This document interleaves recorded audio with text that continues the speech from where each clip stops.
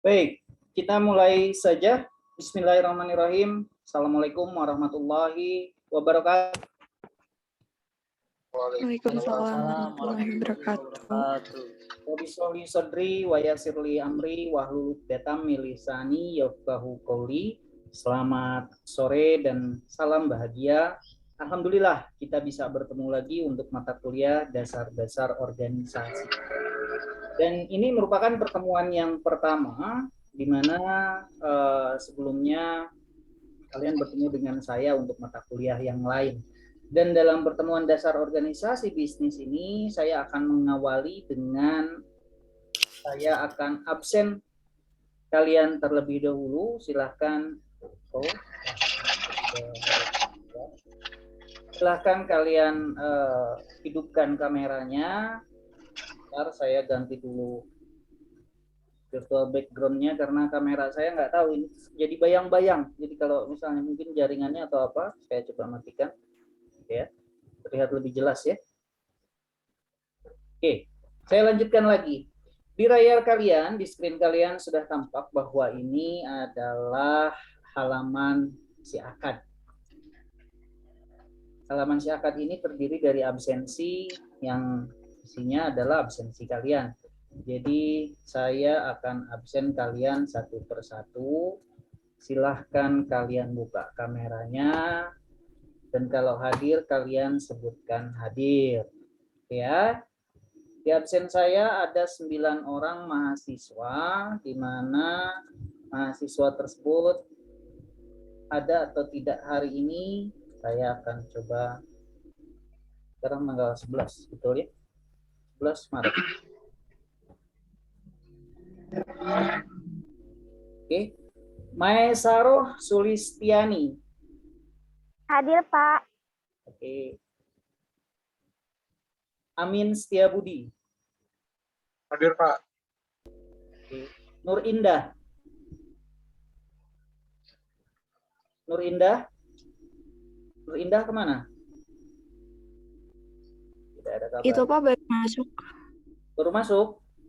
Saya tidak lock. Jadi saya enablekan untuk waiting room-nya. Harusnya ada. Mana?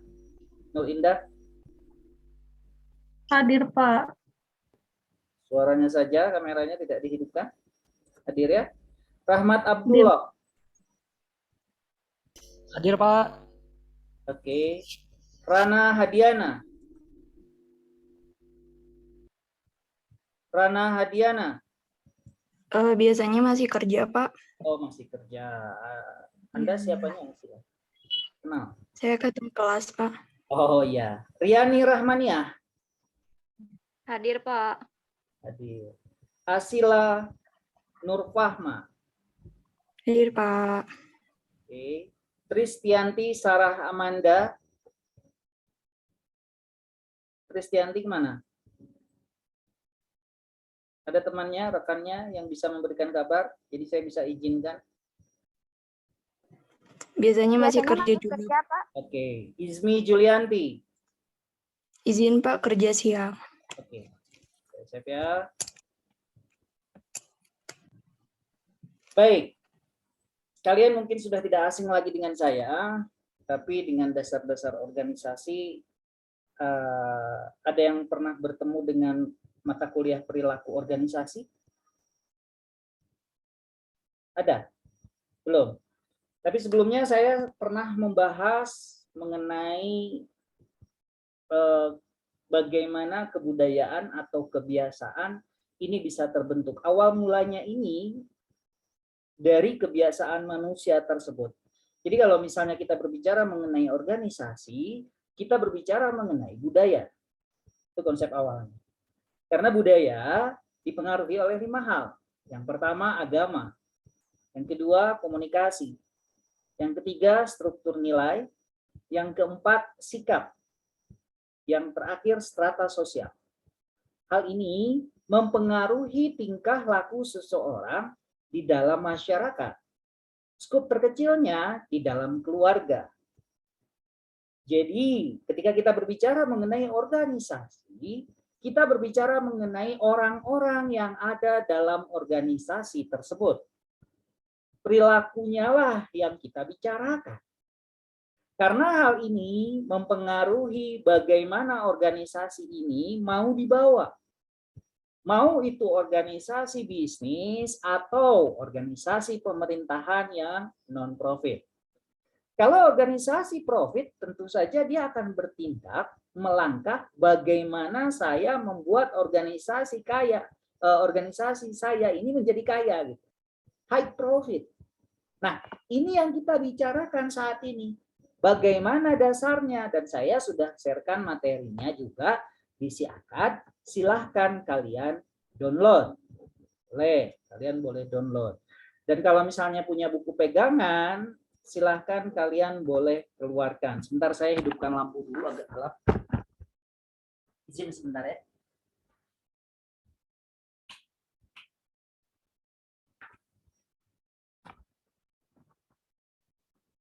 Oke. Terima kasih sudah menunggu ya. Saya lanjutkan lagi. Kita tadi berbicara mengenai bahwa organisasi dipengaruhi oleh orang-orang yang ada di dalamnya. Lalu, apa pengertian dari organisasi itu sendiri? Di dalam Siakad, saya sudah menguploadkan bahwa konsep dasar dari organisasi. Konsep dasar organisasi ini, kita berbicara mengenai organisasi, berarti kita berbicara mengenai bagaimana membentuk suatu kebudayaan baru di dalam suatu kelompok orang-orang yang memiliki tujuan yang sama, intinya begitu. Jadi coba kalian amati sebuah perusahaan atau organisasi, baik itu organisasi private atau organisasi publik, yang dia profit oriented atau non profit oriented. Amati dengan seksama proses kerja mereka. Ambil contoh, misalnya kantor pelayanan di sebuah kecamatan atau kantor pemerintah lainnya.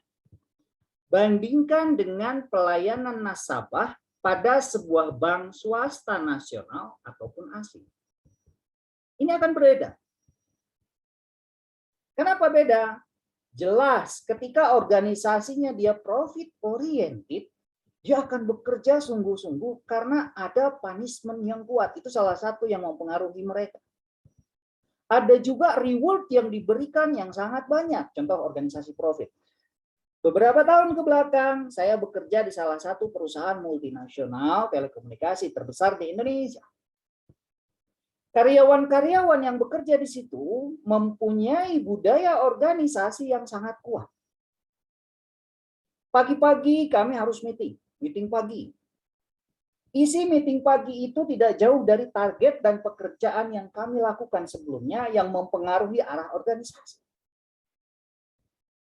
Pasti itu ke sana terus. Jika mereka profit. Dan itu dibuat sistemnya. Mereka membentuk itu. Membentuk kebudayaan kerja seperti itu supaya mereka melangkah ke arah profit oriented. Tapi kalau misalnya kita berbicara dengan yang non-profit, pemerintahan, mereka akan berbeda kerjanya. Kerjaannya sudah monoton, itu aja. PNS, pegawai negeri sipil, itu kadangkala mereka semangatnya akan berbeda. Karena mereka tidak mendapatkan reward-reward yang sama seperti kita di kantor swasta. Bahkan mereka tidak akan mungkin dipecat, kecuali menteri yang mecat. Nah, kalau misalnya kita menyinggung di situ ya, nah itu bedanya. Dan kerjaannya monoton. Kantor kecamatan kerjaannya ngecap terus. Tapi kalau di kantor swasta, misalnya di Telkomsel, pekerjaannya akan berbeda-beda. Reward punishment-nya pun berbeda. Tunjangannya pun berbeda. Setiap 1 bulan sekali saya dikasih seragam baru. Coba PNS.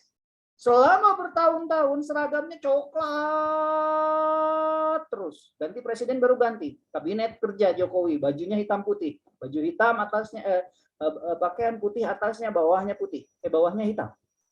Dan itu tidak diganti sebelum presidennya diganti. Belum ada kebijakan baru kan gitu. Itu bedanya. Jadi orang-orang dulu, orang-orang itu yang mereka kadangkala mereka monoton. Ya. Ketika mereka cara berpakaian, cara berbicara, tatanan interior, ruangan, sikap melayaninya pun kadang berbeda.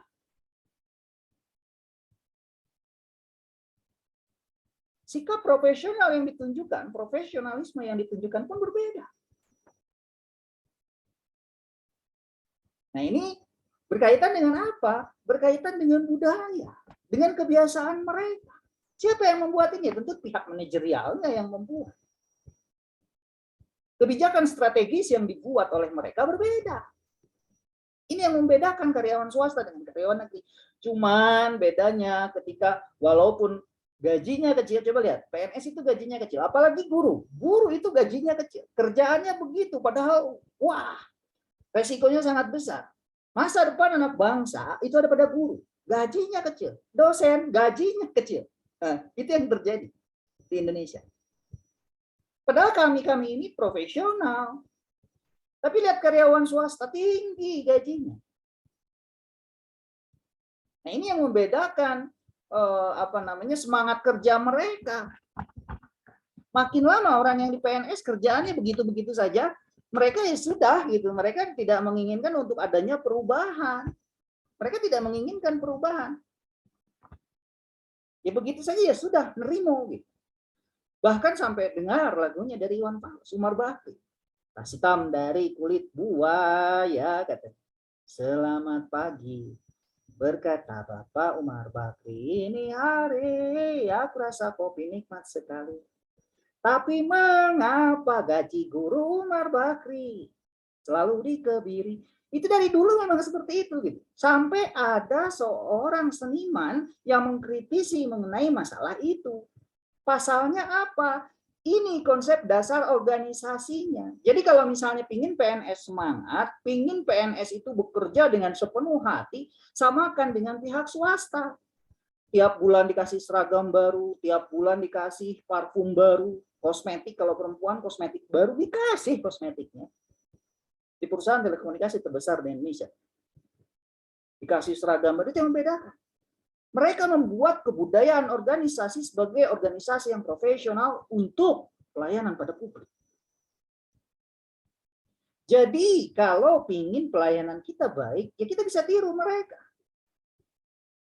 Cuman ini akan berbenturan berkaitan dengan anggaran rumah tangga belanja negara. APBN-nya memang beda, makanya sabar. Cuman bedanya kalau di Telkomsel mungkin ada kesempatan tidak dipakai, buang, dengan mudahnya mereka membuang. Kontrak kerja diputus, selesai. Tapi kalau misalnya di perusahaan negeri, pegawai negeri sipil, mereka tidak akan pernah diputus karena kerjaannya begitu-begitu saja, monoton. Gitu ya. Fasilitasnya beda, kemudian tatanan pelayanannya beda. Bahkan pada pelayanan pada masyarakat pun cenderung beda. Kadangkala orang-orang di pemerintahan dengan cueknya, dengan juteknya, kalian datang ke kecamatan. Cuek orang kecamatan. Nggak ada selamat datang Ibu. Kalau di perusahaan BUMN terbesar, perusahaan yang dia pelayanan, mereka membudayakan. Ketika ada customer datang, dia akan mengatakan seperti ini. Selamat datang Ibu. Silahkan duduk. Saya dengan Indra. Ada yang bisa saya bantu? Enak. Coba datang ke kantor pemerintahan. Ya, ngapain? Nomor selanjutnya. Ya, selesai. Udah, nggak banyak ngomong. Itu yang miris. Jadi, konsep dasar dari organisasi ini dibuat memang berbeda. Akhirnya kita telaah lagi. Kenapa bisa berbeda? Apa yang menyebabkan mereka berbeda? Apa yang menyebabkan organisasi yang Anda amati tersebut memiliki setting dan perilaku yang berbeda? Salah satu jawabannya adalah cara pengorganisasian yang berbeda. Mengapa harus berbeda? Perbedaan tersebut muncul bisa karena visi dan misi yang berbeda. Tujuannya berbeda. Atau keterbatasan pengetahuan dalam mengorganisir sumber dayanya pun berbeda. Semangat motivasinya pun berbeda. Desain organisasinya pun berbeda. Hal ini sangat banyak berkaitan dengan apa? Sangat banyak berkaitan dengan tujuan. Dalam ilmu manajemen kita mengenal ada 3 tingkatan dari manajerial. Top level, middle level, low level, yang terakhir staff. Ketiga orang-orang inilah yang mereka menentukan kebijakan-kebijakan dari organisasi. Kebijakan untuk kebijakan strategis jangka panjang yang dibuat oleh pihak manajerial top level.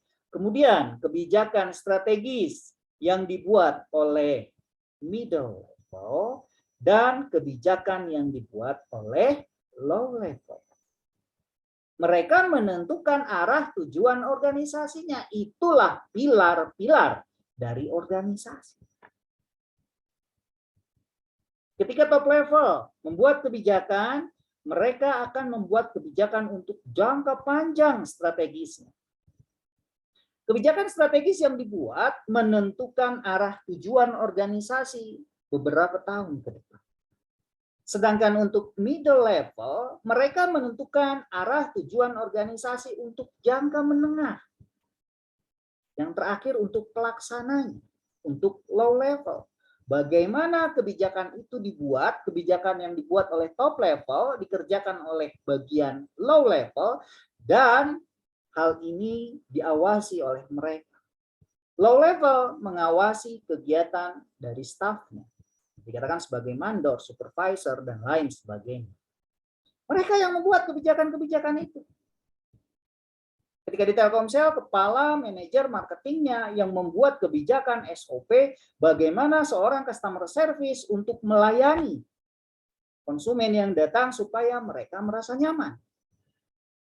Dan kepala kantor pusat, mereka mengikuti SOP yang dikeluarkan oleh kementerian yang di atasnya, oleh Pak Menteri. Jadi jaraknya sangat timpang dan jauh. Kebijakannya pun berbeda. Mereka membuat kebijakannya sangat jauh kalau misalnya harus direvisi, harus diapain, sangat jauh. Jadi kadangkala kebijakan-kebijakan yang dibuat oleh orang-orang dari publik itu sudah sangat lama dan belum direvisi. Masih itu juga yang dipakai. Selain monoton, itu kalau ada kesalahan, mereka susah untuk merevisinya. Nah, ini yang membedakan. Dan motivasinya beda, yaitu tadi ketika guru mengajar sebagai seorang PNS, beda dengan guru yang ada di swasta gajinya, yang di bawah yayasan. Kalau guru yayasan, kadangkala mereka akan bisa lebih besar gajinya karena tuntutannya lebih besar. Kalau guru PNS tidak diharuskan untuk bisa berbahasa Inggris, ketika guru di swasta, yang mereka berada di sekolah swasta diwajibkan untuk bisa bahasa Inggris. Penekanannya lebih kuat. Satu guru harus megang satu anak. Intensif. Makanya bayarannya lebih besar. Kalau tidak kreatif guru itu, kalau tidak bisa terpakai guru itu oleh murid itu, selesai. Dipecat. Nah, begitulah organisasi ini terbentuk. Konsep dasar dari organisasi dipengaruhi oleh gaya kepemimpinan yang dipengaruhi oleh motivasi dan pola komunikasi. Nah, ini yang saya katakan tadi sebagai contohnya. Ketika PNS, dia monoton begitu-begitu saja. Kenapa? Pak Menterinya jauh. Kantor yang dibawahi oleh dia banyak. Kebijakan yang dibuat terdahulu, walaupun berbeda kebudayaannya dari suatu daerah, akan sulit untuk diganti. Jadi SOP-nya tidak berganti. Itu dasar dari organisasi itu. Gaya kepemimpinan untuk swasta itu dekat. Orang-orang yang ada dalam organisasi swasta dengan mudahnya mengetahui bahwa ini CEO-nya, ini yang punyanya, dia yang membuat kebijakannya. Ikutin dia kalau ingin aman. Dan itu biasanya lebih profesional. Dia yang buat, dia yang merancang, dia yang akan menentukan arah tujuan organisasi. Kalau kita berbicara mengenai organisasi, berarti kita berbicara mengenai 6M. Apa itu? M yang pertama, man. Manusia, sumber daya manusia. Saya pikir kalau misalnya yang kalian anggap perlu, boleh kalian catat, walaupun saya record, saya upload nanti. Ya, siapa tahu kalian biar ada kegiatan menulis. Karena otak manusia ini, mereka akan menangkap secara audio, video, visual, dan ditambah dengan kegiatan mencatat, mendengarkan, kan gitu, itu akan lebih mudah untuk kalian mengingat sesuatu. Kita balik lagi ke 6M tadi. Dari setiap organisasi itu terdiri dari man. Man itu siapa? Manusia. Manusia dari organisasi tersebut. Sumber daya manusianya yang terdiri dari bagian keuangan, bagian pemasaran, bagian sumber daya manusia. Itu orang-orang yang ada dalam organisasi yang dikatakan sebagai man. Kemudian material, bahan-bahan, metode atau cara, money, market, man, material, metode, mesin, money, dan market. Hanya 6M inilah yang dikelola dari setiap organisasi. Pada setiap organisasi itu pasti ada. Mesin ada. Nah, itu yang harus dikelola oleh mereka. Siapa yang mengelola itu? Bagaimana cara mengelola itu? Ya, seorang pemimpin. Bagaimana dia mengelola 6M itu? Dengan dia membuat SOP atau standar operasional prosedur. Dia melakukan perencanaan. Dia melakukan pengorganisasian. Dia melakukan pengkontrolan. Dia yang membuat kebijakan siapa yang harus mengerjakan apa. Dan terakhir, dia pula yang mengkontrol. Planning, organizing, actuating, control. Itu yang dilakukan oleh pemimpin tersebut. Nah, gambaran konsep organisasi bisnis untuk memberikan gambaran kepada Anda tentang konsep dasar organisasi, kenapa kita harus bisa mengkonsep mengenai organisasi, karena kalian dipersiapkan untuk sebagai seorang pemimpin nantinya yang membuat organisasi tersebut. Pentingnya mempelajari organisasi, lingkup organisasi, perubahan organisasi, dan inovasi organisasi, hubungan antara organisasi, perubahan organisasi, dan inovasi organisasi. Saya di sini jadwalnya organisasi bisnis atau organisasi secara keseluruhan. Ya tidak apa-apa secara keseluruhan. Di sini dasar-dasar organisasi bisnis. Jadi saya membuat materinya untuk organisasi bisnis. Tapi konsepnya sama. Yang membedakan kalau misalnya organisasi bisnis, dia profit oriented. Profit oriented itu dia mengejar untuk keuntungan. Kalau non profit oriented, tapi dasarnya sama konsepnya. Yang membuat siapa pilar-pilarnya gitu. Ketika saya berbicara dengan bisnis, otomatis saya akan berbicara apa itu bisnis. Bisnis adalah kegiatan perorangan, individu atau kelompok untuk menghasilkan produk barang atau jasa untuk mendapatkan profit atau keuntungan. Siapa orang bisnis? Orang bisnis adalah orang profesional. Yang dia bergerak, bertujuan menuju arah organisasi untuk mencapai tujuan profit oriented dia. Menghasilkan produk barang atau jasa untuk mendapatkan profit atau keuntungan. Bisnis, menurut Bukhari Alma, adalah usaha. Jadi kalau intinya begini, kalau kalian berbicara mengenai bagaimana, apa yang harus saya lakukan, kita harus mengorganisir, organize.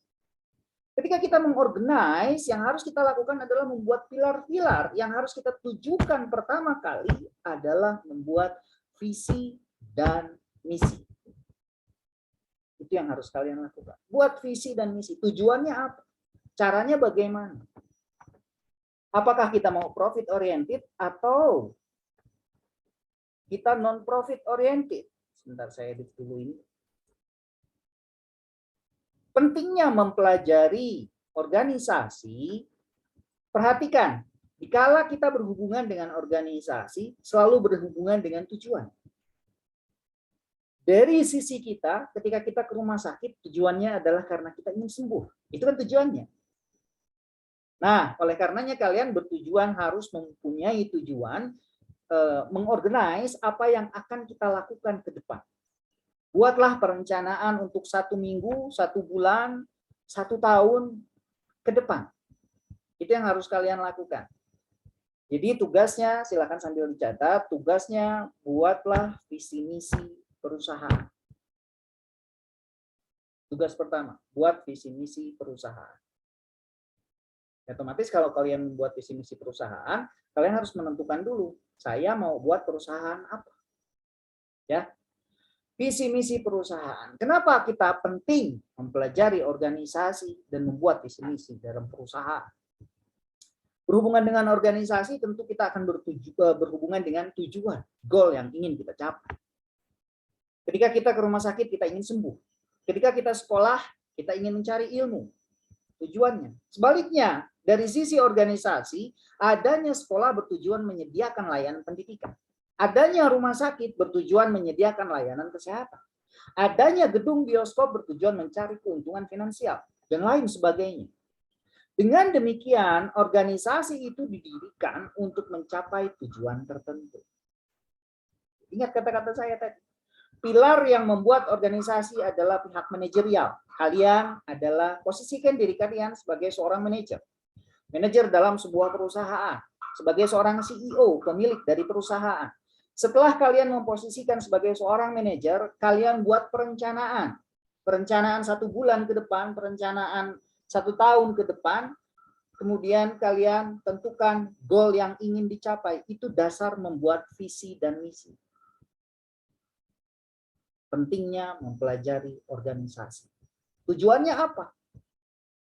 Otomatis kalian harus berpikir, saya mau buat organisasi apa ya? Profit oriented, bisnis kah? Atau saya jadi karyawan saja, ya buat visi misinya menjadi seorang karyawan yang baik seperti apa. Kalau orang bisnis tentu dia akan berbicara mengenai profit. Dia akan berbicara bagaimana 1 tahun ke depan perusahaan saya bisa mencapai break even point, bisa mencapai keuntungan untuk sekian tahun ke depan dari biaya yang saya keluarkan. Saya pernah menulis beberapa blog, contohnya begini. Saya adalah seorang CEO dari perusahaan laundry. Perusahaan laundry ini dia bertujuan ya tentu saja untuk menyediakan jasa pencucian baju. Visi misinya ya tentu saja tujuan atau goalnya membuat profit. Yang saya lakukan adalah untuk bagian marketing A, untuk bagian pencucian B. Untuk bagian marketing saya akan membuat proposal dan promosi, untuk saya buatkan flyer, saya flyering, saya sebarkan ke masyarakat, saya ketuk pintunya satu persatu biar orang itu tahu apa yang saya kerjakan dengan organisasi bisnis saya. Saya buatkan flyer, saya cantumkan harga, dan di situ saya buatkan promosi, Bapak cuci 20 kali gratis 1 kali.